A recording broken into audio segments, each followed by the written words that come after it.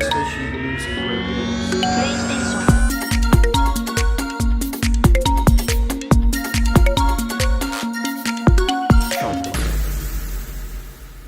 Hello and good day to you, my beautiful friends. I do hope you are well.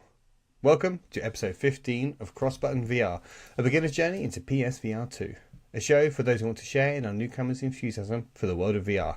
Now, I'm your host, Laurie, but in case anyone has forgotten, just want to remind everyone that we are part of the Cross Players. So, if you enjoy what we hear, please do check out all our other podcasts.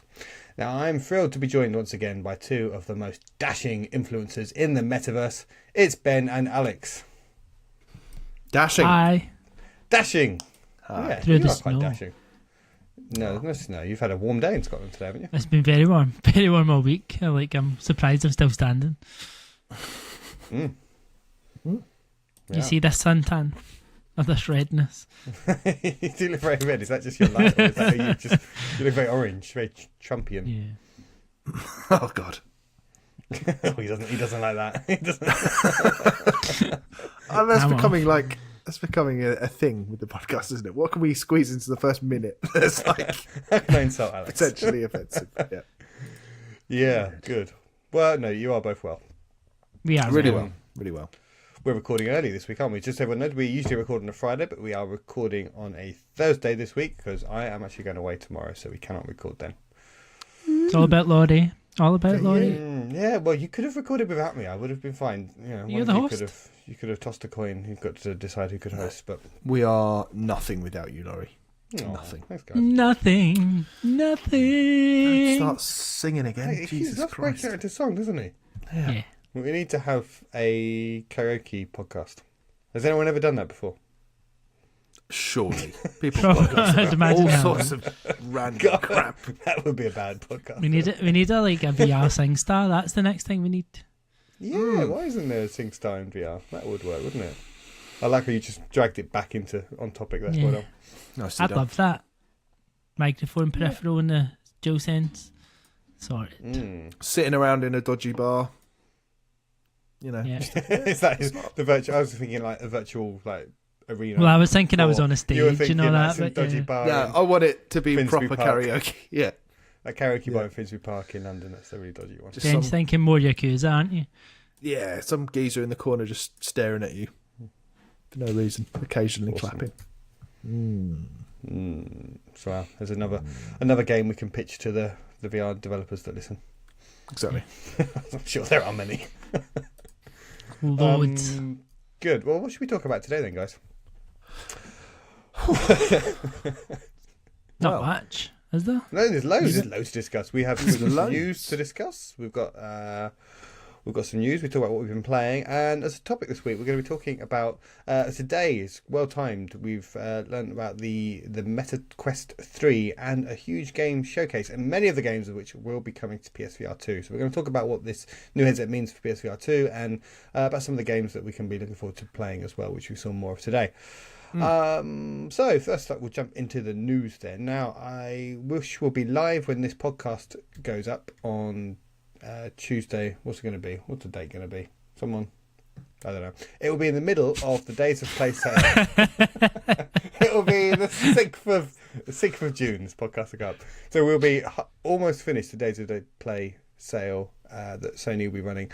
So there's lots of discounts and discounts on PSVR2 games and PS Plus memberships as well. So it's worth people checking out, stocking out. Hopefully there'll be some good discounts on some of the VR games.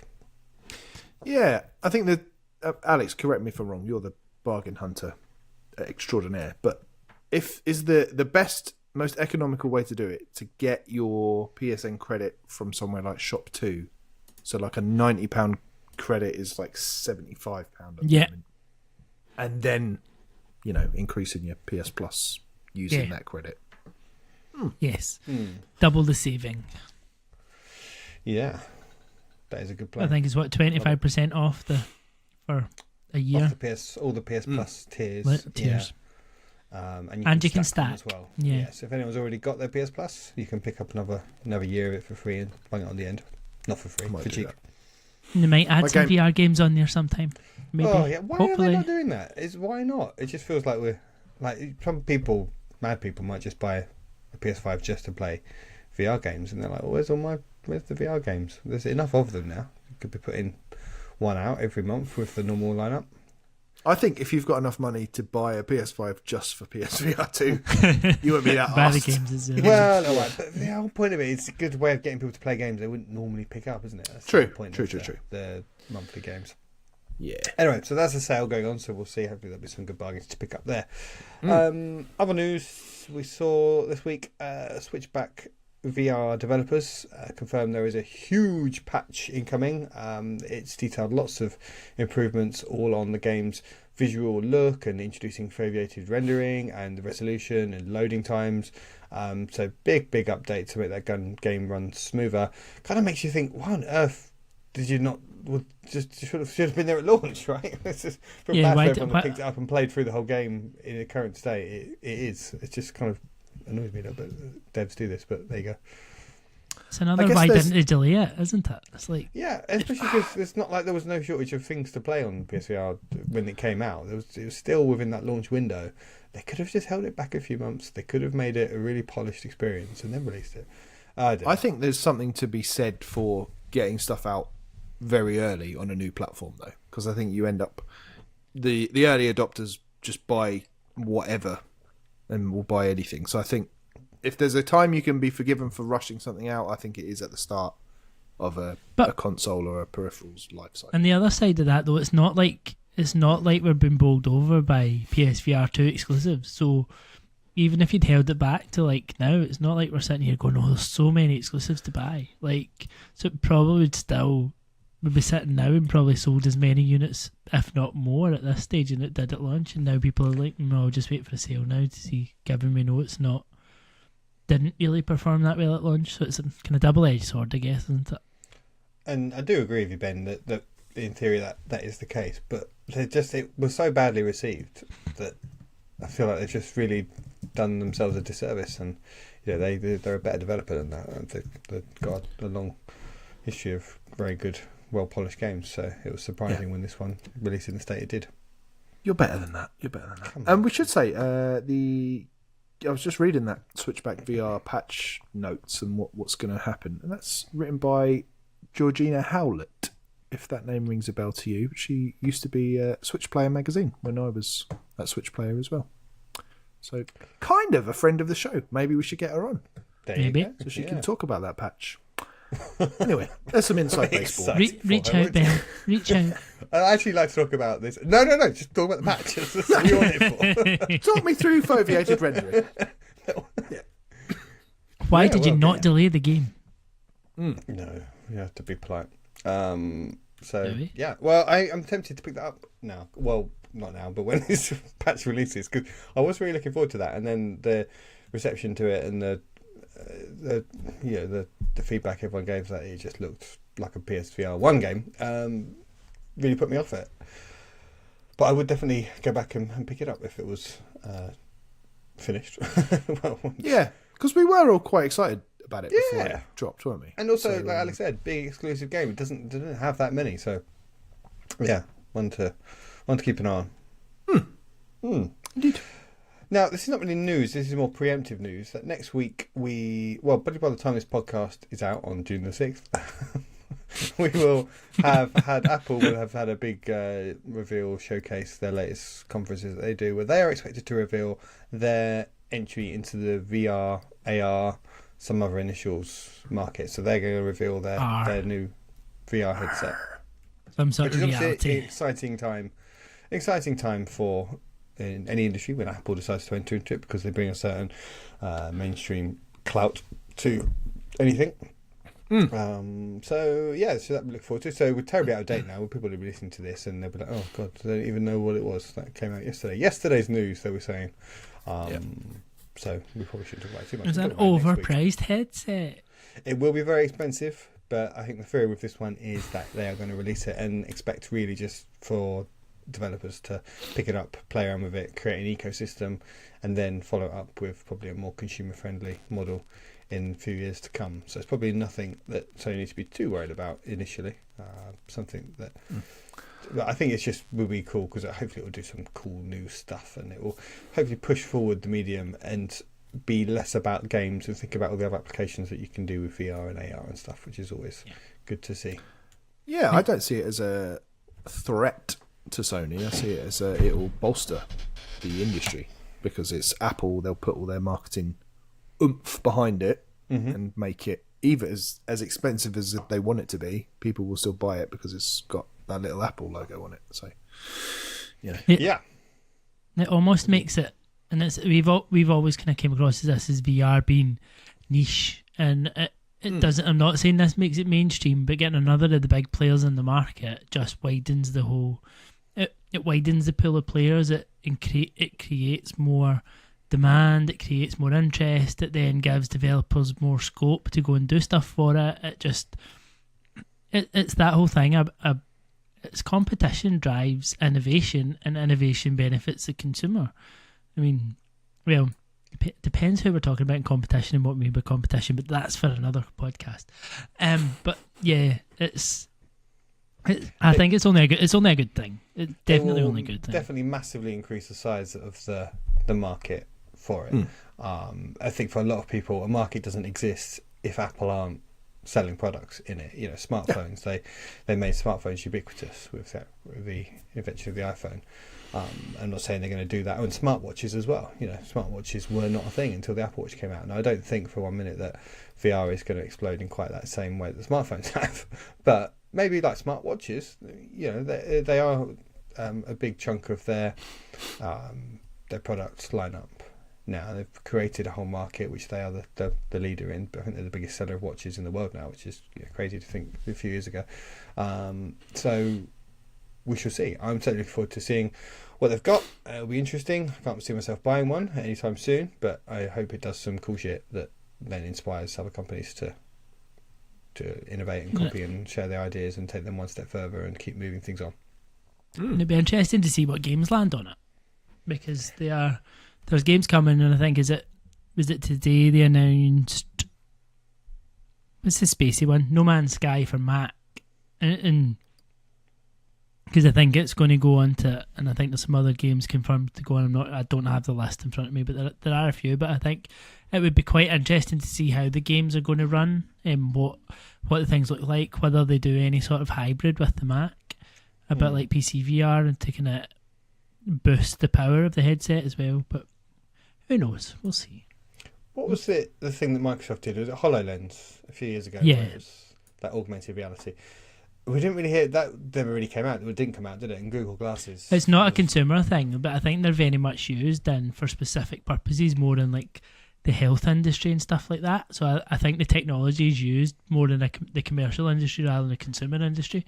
So it is out there and it has been used. In, like, proof of No, concept I think it is. I think it does get used. It's very much like they always go back to like the Kinect technology, and although Kinect didn't really work for Xbox, it gets used in so many different places now within like the medical industry and stuff. It's just weird. old people's homes just for turning on Watching the them, TVs. Yeah, but that's the thing. So if Apple can do something like that, and I can't see them really focusing that much on games with it. They'll be thinking about all the other applications. Well, they'll be encouraging developers to think about all the other ways that you can use the combination of tools that they present and make available. And knowing Apple as well, they'll iterate on it every year as well, so it'll move as quickly as they can keep, because they'll know that they can keep selling them every year to the same people that will keep buying them. So it's definitely it's good for the innovation and moving things on. Looking forward to picking that apart next week. And not buying another Apple product. Oh, is that why not? You've been burnt. I've not had an Apple product for over 10 years. I don't think. Make it sound like you're a reformed alcoholic or something. Well, I haven't drank for 10 years this year either, so maybe that is it. You bumped into Tim Cook in a Glaswegian toilet, and that was it. That's a rumour right there. Ever since that night, he vowed. No more drink, no more apple. No apple teenies for me. What about apple ties? That's what I had to toast my wedding. There you go. See. Alex, what have you been playing on the PSVR2? But I've been playing a little bit of Beat Saber. How's that going? Thoroughly enjoying Beat Saber. It's a lot of fun. Sweatiest I've been since I've touched this thing though. Like it is a. You think Synth Riders, and we really like Synth Riders, but in terms of the actual sweat fest, it's just not a competition. Like it's not like. I was really quite surprised at how. I can see because Beat Saber was much more sort of heavy movements, whereas Beat Saber is much more you're just almost like putting your hand where it needs to go rather than forcefully swiping. Yeah. But you can play it that way, can't you? You can get points for how hard you hit the beats. Yeah, I think you can. Yeah. But I'm not mad. None of us are stupid enough to do that mode. But I've been playing a bit of that. All about. Mm-hmm. Yeah. And Ben, played a bit of.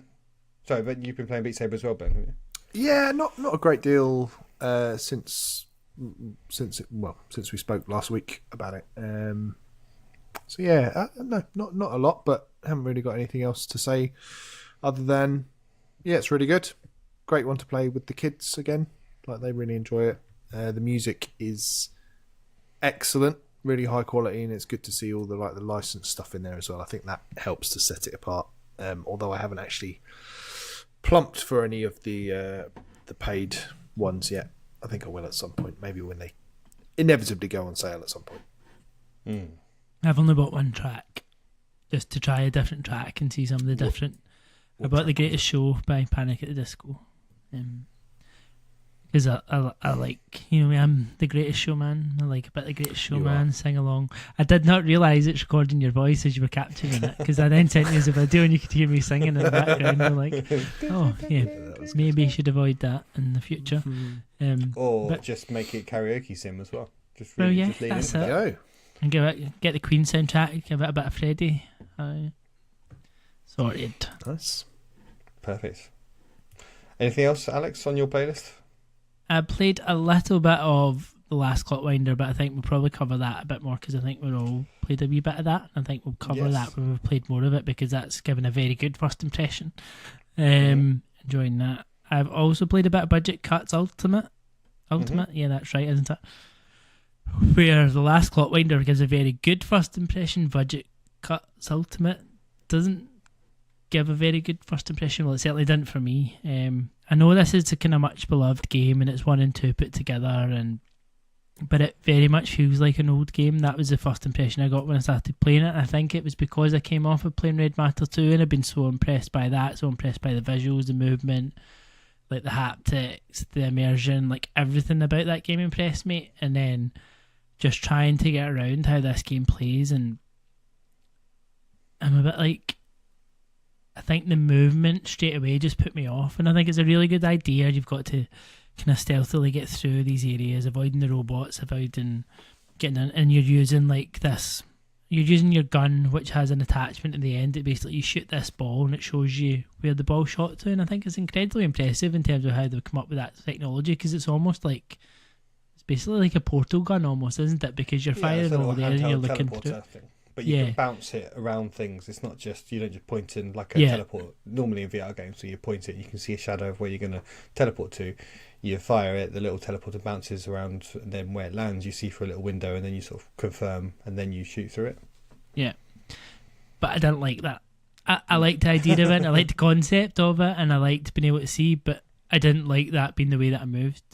I think that was... Yeah, I agree. My biggest issue with the game. I've also been playing it, and you can't. There's no other movement. Only move through that teleport device. It just sounds really awkward. I just want to use a stick to move around, or just do a normal short range teleport as well. I found it too fiddly and frustrating, and I've just felt unnatural being wedded to the spot. Apart from like, why can't this character? There's no explanation as to why the character can't just move normally. Why can he only move via a teleportation gun?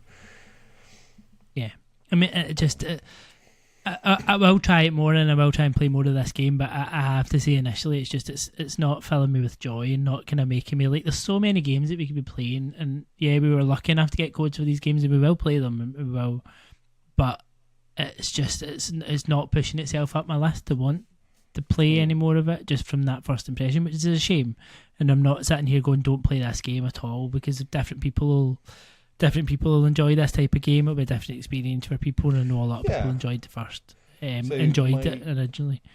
my PS5 homepage is telling me I'm about 10% of the way through the game. So I played not a huge amount, but a bit, a fair chunk, and I've gone through some floors where it's quite. I find it quite hard to avoid the robots. So they're quite good at seeing you, and then they really do hunt you down. It's quite stressful. It's trying to run away from them. Well, not run away, teleport awkwardly away from them. And I just ended up keep getting caught because I just found it so awkward to teleport away. And maybe it's something that after a while, keep more playing it, will all click into place. But there's no tutorial. You're just straight away trying to, within a few minutes, you're trying to dodge these cyborg robots that look a bit like the Terminator, and when they see you, they just kind of shoot you point blank in the head, and it's really unpleasant. And you're done, yeah. Yeah, and you get a big whack to the head on the haptics. You're like, oh god, the robot's found me. All right, shoot me in the head, and then I can restart, reload, and I'll have another go trying to get past you. But if you can't just kind of run or duck through these kind of office cubicles, you have to awkwardly teleport between them, and if they see you on the way, they won't just. They're too clever, which is sort of a weird complaint that you kind of want enemy AI to be quite dumb so you can outsmart it. Because if they just see you, they'll keep looking for you and they'll hunt you down. So you think, okay, I'm safe now, I'm far enough away. And then I relax and try to turn around and try and see where to go next. And the fucking robot's there again. It's like, fuck off. It's just, annoying. So, yeah. I agree with you on that one. and I think even just one other thing, for it being like a remaster of these games or a port and like the Ultimate Edition, I don't feel like they've polished it very much. And I haven't played the original, but I've kind of seen bits and pieces of the original, and I think when you compare it to some other ports and remasters and stuff like that, it doesn't shine. Like it feels like an old game. Yeah, I was going to say, does it feel old? Because I've noticed that with a couple of like, what's the one? The Job Simulator. Mm-hmm. Like, that's cool, but it feels like this is maybe where VR was a couple of years ago, and like with the technology at our disposal now, we're kind of hoping for something a bit more from the experience. And yeah, this one looks like it possibly falls into that category as well. But I was going to say, like, the story and the setup of it sounds a bit Last Worker-ish. Like it's very Last Worker-ish, yeah. Is it? Same sort of vibe, like you're the last human worker surrounded by a bunch of robots, basically. Yeah, but less well written than The Last Worker, less authored. It just doesn't seem to be quite so much emphasis on the story in it. It's more about the mechanics, which when The Last of Us is very much all about the story and the writing there. Yeah, because I think probably as well, just kind of go back to your point about like getting frustrated and I think in a good stealth game, and you can see and you understand what you've done wrong when you're not quite getting through or getting to where you need to be, you can almost cope with that. I think when you've not managed to do it because the control's too fiddly, that's when it gets annoying. It's not like you didn't know how to do it, it's just the fact that you've not quite fired this ball in the right place, or you've not. And I think the controls let it down, in my opinion. But for me, it's the lack of a tutorial to teach you the controls. I'd spent an embarrassing amount of time in that first room trying to think, well, how the hell do I get out of this room? Because you can see there's those shutters, and you can see a cable from them runs under the desk. So I'm looking under the desk. I'm just like down on the floor looking under the desk. Is there a switch or something here I'm supposed to do? There's no prompt or explainer, or usually you'd expect someone to, after a while, to point you in the right direction. But the thing is, you have to shoot the gun through. There's a little crack in the vent that you shoot the gun through, which is a clever thing to work out. I think, okay, that's clever, but I didn't even realise how this gun thing worked by that point. I didn't even really get it and stuff. And you're trying to set me up with this puzzle to solve. It was just annoying. It was like, maybe we're just stupid, Alex, which is quite. No, but it probably got even worse at the second bit when you get into the main bit and you're trying to work out how to get out the building. And you need basically, and this is slightly spoilery, but it's like the first bit of the game. There's an open window that you need to fire into another building, and like you're going through, and it says you need to go to this floor, and you need to do this, you need to do that, you need to go in the lift. So you're trying to get the lift to work, and nothing's happening, but nothing's telling you that. And then you're like, oh, right, that window's open. I need to go over there. Like it's a little bit too obtuse. So many goes to fire the thing as well, because it kept just falling down onto the ground. Yeah. Like, am I not supposed to do this? Should I be doing something else? It's just, Oh, I feel bad for slagging this game off. Yeah, actually.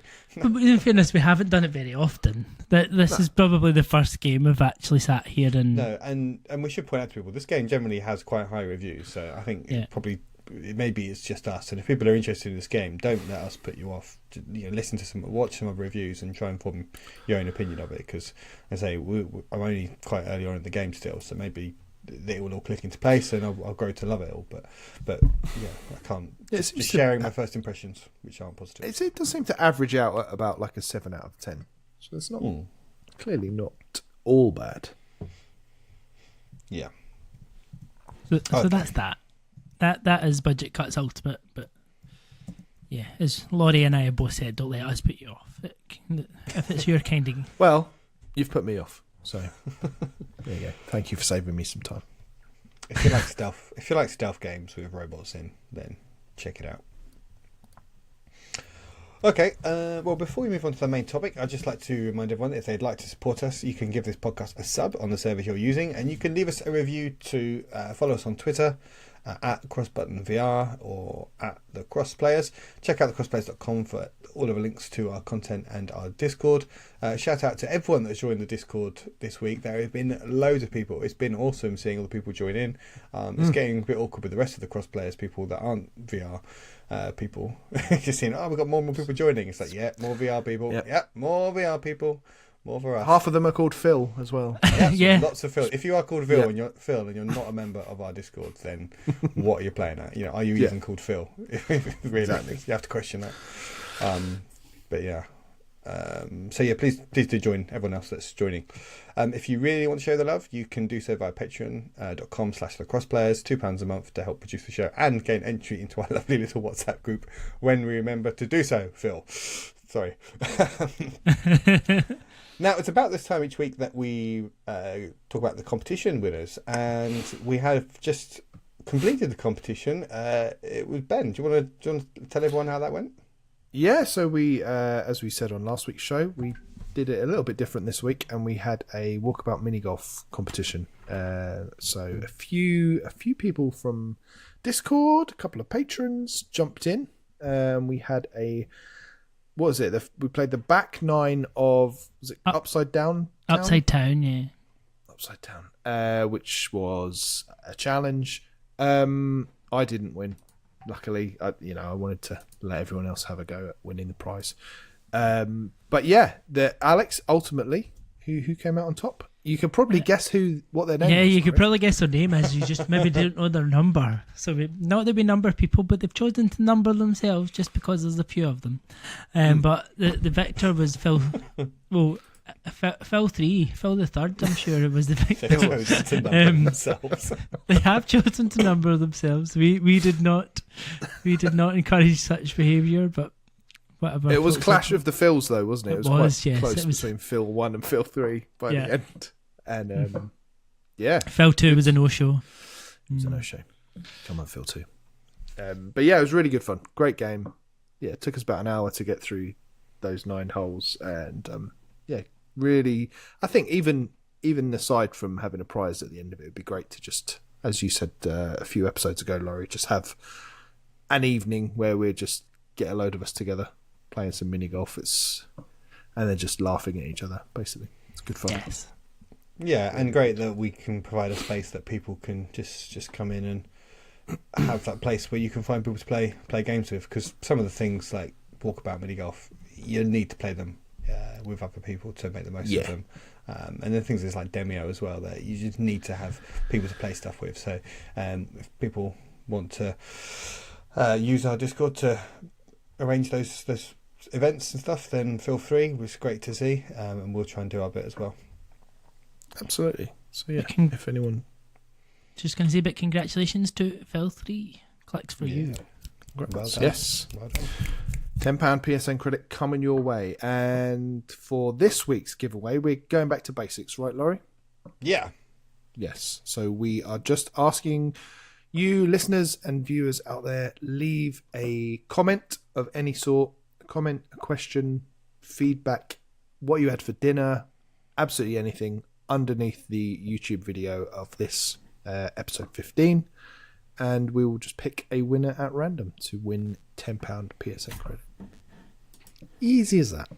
And while you're there, leaving a comment, why not like and subscribe as well? Please do. Tell a friend. Already. Tell a friend. Yes, tell a Get them friend. to comment. Get them to comment. Yeah. Yeah. Cool. Right, so let's move on to tonight's main topic then. Just only a few hours ago, Meta revealed the Meta Quest 3, their new next generation headset, following up on the very popular Quest 2, unsurprisingly. And they also had a big VR game showcase today as well. So this new headset, it's going to be £450 or $500, I think, for the entry level 128 gigabyte SKU. I think there's going to have a more expensive 256 gigabyte option as well. It's twice the power of the Quest 2. It's 40% thinner. It does look really thin. It looks really impressive. Redesigned controllers, all that kind of stuff. So just a big performance boost to it as well. I think there's going to be some mixed reality features on it as well. It's got lots of new cameras on the front of it. It just looks quite fancy, really. So what's that mean for PSVR 2 then, guys, do you think? I think primarily it means what we said about the Apple thing. It just puts more eyes on the medium.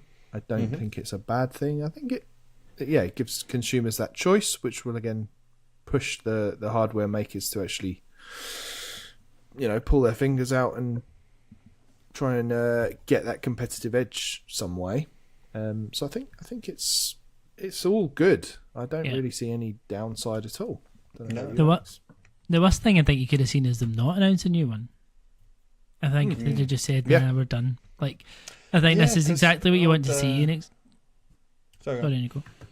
Zuckerberg's been getting some stick, hasn't he, for the amount of money he's putting into the metaverse, and people have been saying, "What are you doing? Stop pouring all this money into the metaverse. It's never gonna happen." So the fact that they are committed to it and they are bringing out a Quest 3 now is good for the VR medium for sure. Because if Facebook did, or Meta did, pull the plug on it, then that would be worrying, I think, for the future of the medium. Absolutely. Anyone going to get one? Maybe. Of course you will, Alex. Come on. I mean, I could see the benefits of having one to a certain extent, and like those kind of just that standalone device for.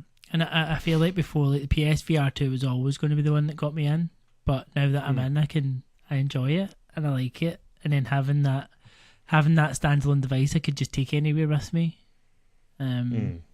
I like the idea of, and that AR side of it as well is a little bit intriguing, rather than the mixed reality and the augmented reality. Like, it's, I'm a wee bit tempted, I'm not going to lie. Yeah, and at the price it's going to be cheaper than PSVR2 quite considerably. And people say, "Oh, you need a PS5 as well." But I mean, most people, lots of people have got PS5s. So if you're buying a PSVR, you probably already have a PS5.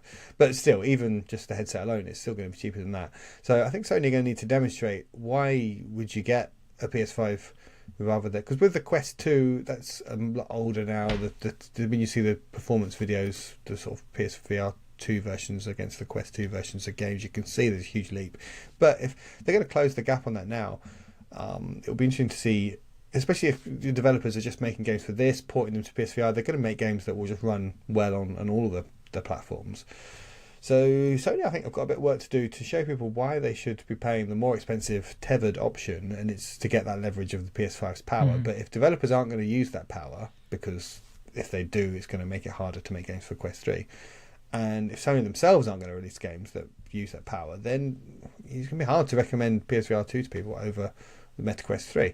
Now, I'm not don't work for Sony. I don't care how many of these they sell, as long as people keep making games for it. I kind of feel almost, as you say, Ben, it's good for Quest for Meta to succeed with it. It's good for Apple to succeed with it. It's just good for lots of options, and it's good for games to come out and just be everywhere. And when the showcase, which we'll come on to in a minute, they were showing games, and they mentioned, you may have seen this trailer already because it was revealed at the Sony one. So it's like they know that we're watching all these. This CG trailer. Yeah, they were like, yeah, you may have seen a CG trailer, but we have got the real deal.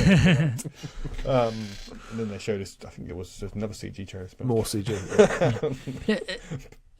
The more of a platform that these people have, like the more viable VR game development becomes. Exactly. Because it's and it's all about viability at this stage. Because it's still about viability, and it has been for what, 10 years. Yeah, because if they can sell 100,000 copies on PSVR, 100,000 copies of their game on Quest 3, and then some more on PC, it makes sense. Yeah. Yeah. Yeah, good. But yeah, I wonder if it's gonna. Part of me thinks Sony are they've released this headset. All right, here you go, developers. You wanted a new headset to release your games on. We've given you one, but we ain't supporting it. We just created the platform for you guys to use, so they can carry on. Because otherwise, all these games developers that are trying to make VR games for the Quest, they were like, well, we would bring it onto PlayStation. We want to bring it over, but we can't run it on your PSVR1 headset. It's ancient. It's rubbish. So give us a new headset and we'll keep bringing the games across, which is kind of what Sony's done and what is happening now. They're getting a good supply of games, but it's all from third parties and it's all from all stuff that's appearing elsewhere as well, which, like I say, I don't have a problem with. But if you want a reason to buy PSVR2 over the Quest 3, it's going to be harder to give people one. Yeah, there's got to be a differentiating factor, hasn't there, that makes people go, Sony is my choice. Did you say they've knocked £100 off the Quest 2 as well? I have, yeah. It's returned back to its price. It used to be I think it was £300, and then it went up to £400 at the moment, and next week it's coming back down to £300. That's pretty clever as well. Yeah, as an entry level VR headset. But I mean, Quest 2 is getting on a bit now, isn't it? It's 2020 it came out. So the world of tech, it's just quite old. Although Mark, our friend of the show, patron Mark Hammond, he got one recently. Won one, in fact, off a Last Worker giveaway, which is what a great prize. And he's obviously very impressed by it. So I still think it gives you impressive experiences. It certainly is a viable platform still. But yeah, it didn't help with his walkabout mini golf performance, unfortunately. Oh, no. It held him back, did it? Well, he's not the type to make excuses. I am interested in seeing the reception, what the reviews are like. The fact that it's fully backwards compatible is pretty compelling as well, so they don't have that same issue that PSVR2 have had. It's interesting. Things feel like they're heating up in the VR market, which is a good thing. Yes. Yeah, and for sure. And as you guys say, the more impressive, bigger, better Quest 3 games that get developed, we can expect a good chunk of them to come over to PSVR2. I hope that, I don't want to see exclusivity deals because it's not going to help anyone. These big games need to be everywhere, because it's not, people aren't buying a headset versus a different one just based on what exclusive it's got. It needs to fit into the ecosystem they're already in, or they want to play, especially at this point. If you've already got a load of Quest games, you're going to buy Quest 3, you're probably not going to buy a PSVR2. And at this point, if you're building a PSVR2 library, if you've already got a PS5, that's probably the way you're going to want to go. So these games should just try and come everywhere and just give everyone access. These games need to sell as many copies as possible so that they're viable. Yeah, unless they're Sony first-party games, in which case, keep them exclusive. That's what we need to make people get the PSVR2. But then they're not bringing their games to PC. So why couldn't they bring their older? In a year's time, maybe we'll see Call of the Mountain on PC VR. I don't think anyone too bothered. It's not that good a game, but or maybe GT7 will get a PC port at some point. And then that could be a VR. Why not? A lot of people say, well, why isn't PSVR2? Why don't they just update it so it could run on PC VR? And I don't know why.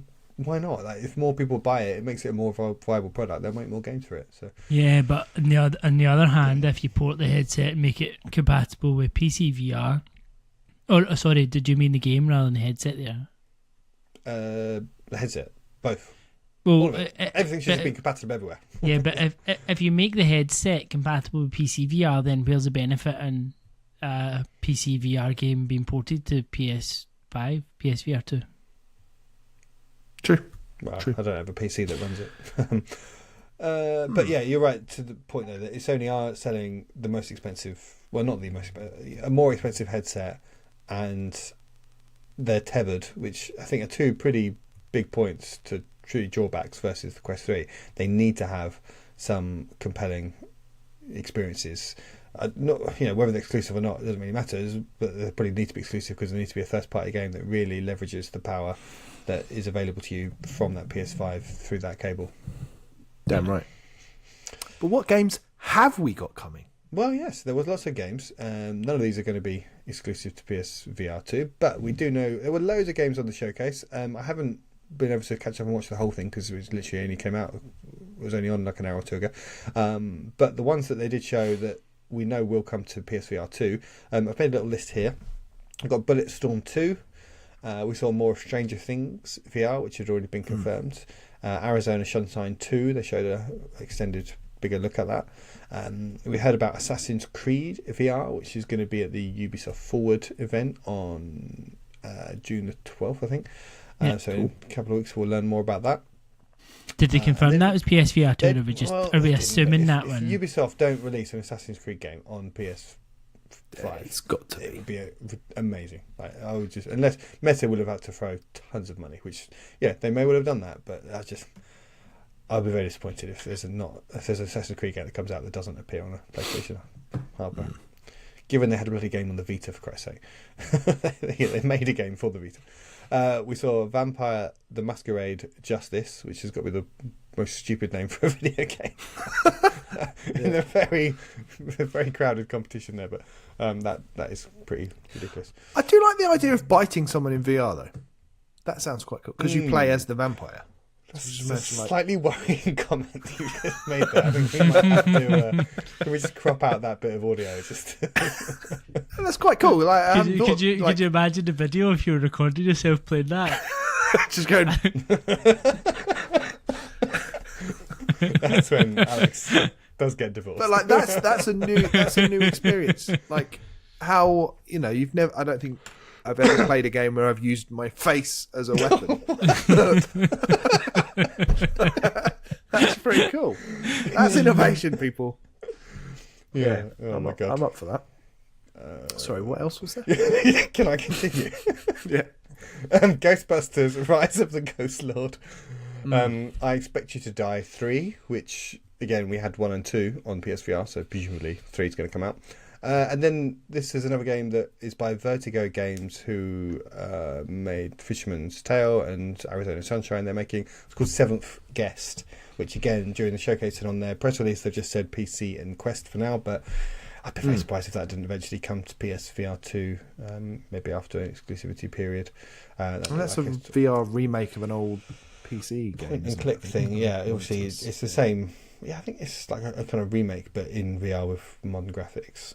But it's because I think it's a very, very, very old game. It was like it's like pixel art, point and click, kind of very early days PC. They made a big deal about it being like one of the first big CD-ROM games back in the day. So yeah, it's, the Stranger Things one caught my attention because you play as Vecna. Yeah, which I thought in was the quite Upside cool. Down. Yeah, because obviously anyone that hasn't watched the show, Vecna is like the big bad, and obviously normally you'd play as the hero. Is that hold on? Alex, show of hand there from Alex. So you're saying you haven't seen the show and you want us to avoid spoiling? No, you can spoil it as much as you like. I've got no idea. Like, I'm probably never going to watch it. Okay, you should. It's really good. And they showed the trailer at 11 as well, doing her kind of hand trick that she does with the hand out and doing her powers. So it's interesting. It's fun when you play the baddie. Exactly. So you get to play him. You get to be a vampire in a different game. I'm up for this. Ben's Just all for bad the guy bad experience. side. Yeah.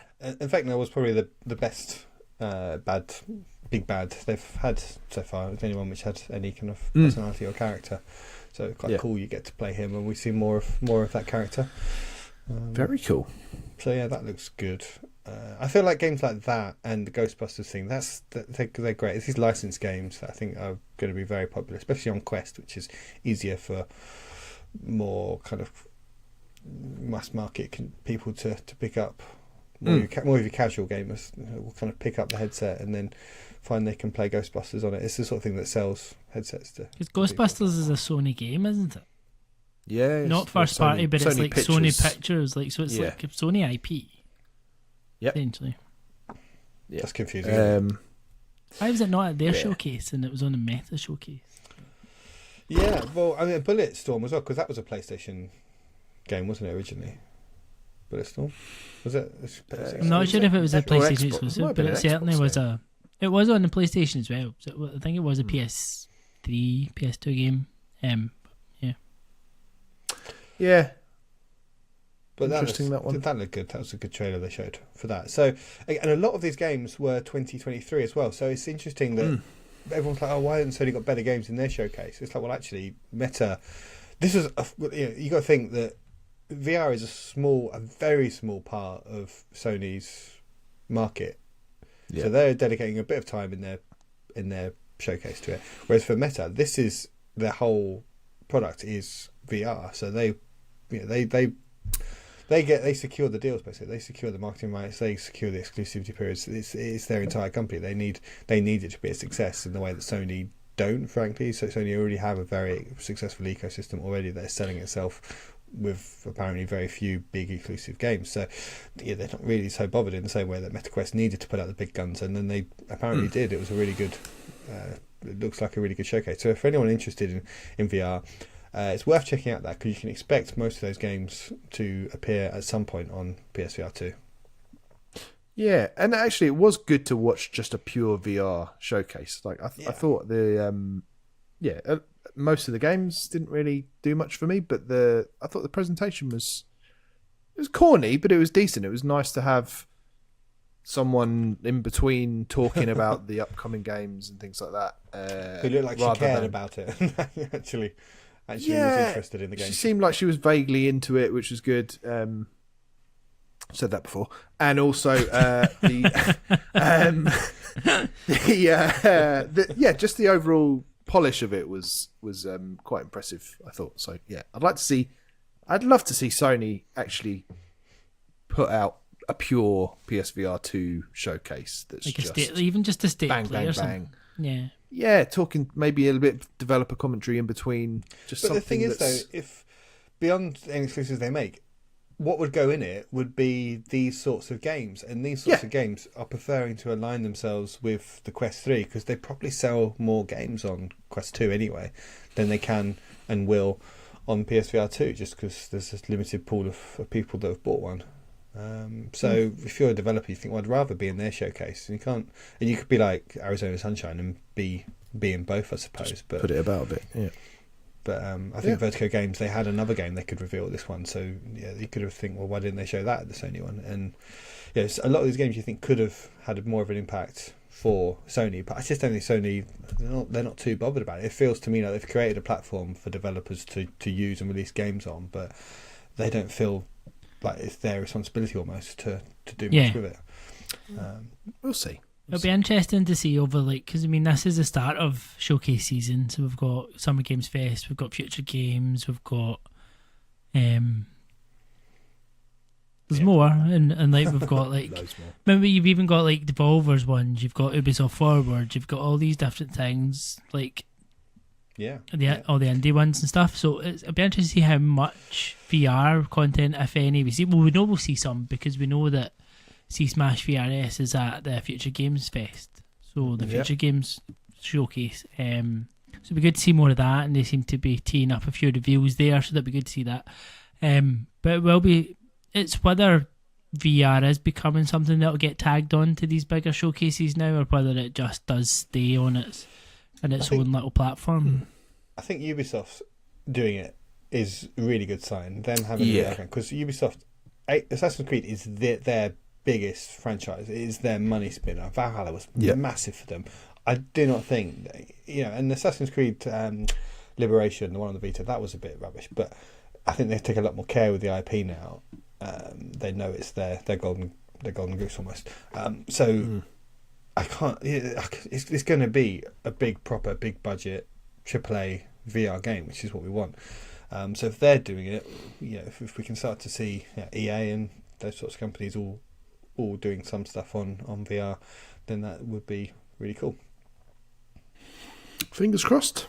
Indeed. But yeah, good stuff. Well, lots to look forward to there. And as you said, in the coming weeks we've got C Smash and Synapse as well. So in the short term, just on that, it just really annoys me with people say, "Oh, there's nothing to play," or PSVR2 players are stuff to play with, which I heard on the last week's podcast Beyond, their IGN's PlayStation podcast, and they just because I think they're talking about humanity, and they're like, "Oh, PSVR2 people, they've not had anything to play, so they're probably desperate for stuff." And I'm like, "What are you talking about? There's so much stuff to play." It's just none of this stuff is just mainstream. Yeah. It's just people just being very, I don't know, ignorant of what's out there and just dismissing it because it's in VR or just because it's not a Sony first party stuff. But there is so much to play on this thing, and as tonight's showcase from Meta showed, there are so many VR games coming out as well. Because you've got Pixel Ripped 1978 coming in there as well. You've got Break Stuff VR, which will have a little bit of footage to come out, which is a fun little game. So there's plenty of games, and there's always something coming. As you said, Laurie, when they're saying all these are 2023 games, and it feels like with the VR games, when they're getting announced, they don't tend to be that long until you get them.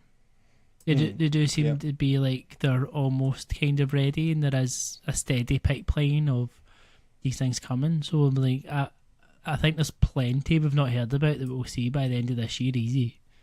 Yeah. So to bring the sort of theme of this podcast all together, then I think there is still that sentiment that there's nothing out on VR and it's a dying medium. And that's why we need. It's great that MetaQuest are bringing out new headsets. Apple's bringing out a new headset. Yes, PSVR2 is a new headset and it's selling well. So all of these companies, all committing to it, all bringing out new hardware, creating a really vibrant set of ecosystems that developers can produce games for, knowing that they will sell it in a number of places, is all too good. It's all good. It's all good. Lots to look forward to, and I think it will help change minds about the fact that it's this kind of niche segment of the market, and people will stop being so kind of dismissive of it in the same way that people used to be dismissive about indie games and mobile games, and actually there were some of the most interesting stuff that's out there is in these spaces. So great point. Well, on that note, let's wrap things up. Thanks again, everyone, for listening. If you have enjoyed this episode, we'd love it if you could please give us a review or share it on your socials. We keep asking every week, but it really does make a difference. And if you fancy getting a bit more involved, please do join our discourse, as we've said already. And thank you once again to all of our patrons for supporting the work we do, especially our most recent one, Phil, who I believe is a VR fan. I think our first VR patron. So yeah, hats off to Phil. I've been your host, Laurie. These two have been Ben and Alex, and we will see you again next time. Until then, it's goodbye.